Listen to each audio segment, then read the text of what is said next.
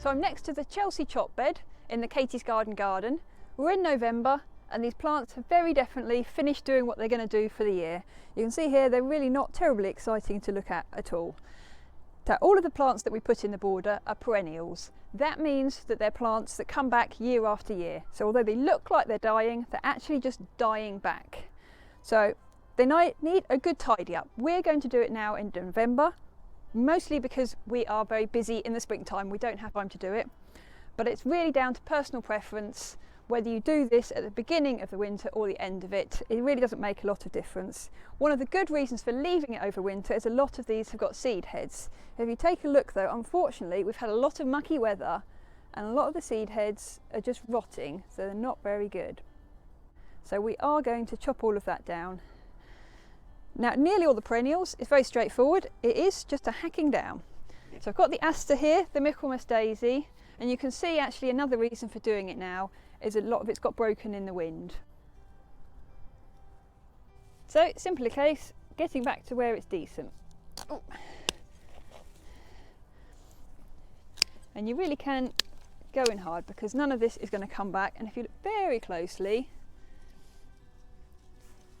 you can see here that there are little shoots coming, so we know that there is plenty still alive. The root ball is still going strong, it's just the top that is now no good.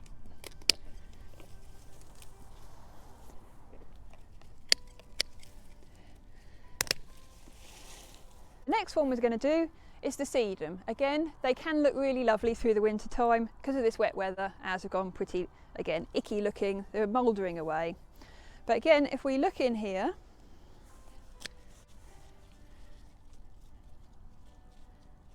there is lots of lovely growth in there. So we're going to cut away. But you might prefer to leave the top growth because if there are any frosts and snows, that's going to land on the plant and that's not going to affect that. So I said there are a lot of good reasons for leaving it, but it's looking very scruffy for us as a publicly open place, and I said we're just not going to have the time to do it in March time. Got here leucanthemum, which is the Shasta daisy.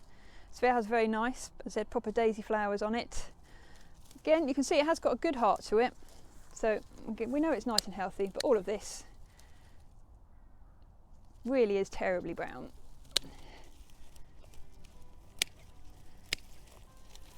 So there's only a handful of perennials that you wouldn't go really hard. That includes anything that is evergreen. So if it's still got green leaves on it, like a penstemon for example, some of the red hot pokers, you really don't want to be cutting them. Leave them through the winter time.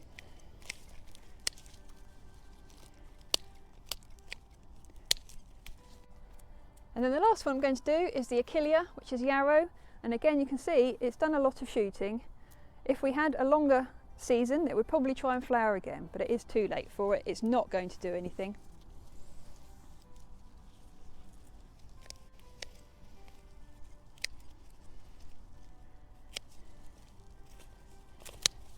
And although on this I'm trying not to cut too much of the greenery, it's probably quite likely that actually that is going to end up going brown at some point anyway, so don't worry if you are nicking into it.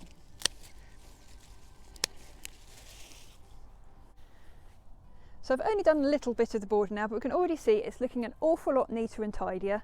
So one of the benefits of doing it now, if there are any diseases, any pests in there, that's hopefully getting cleared away.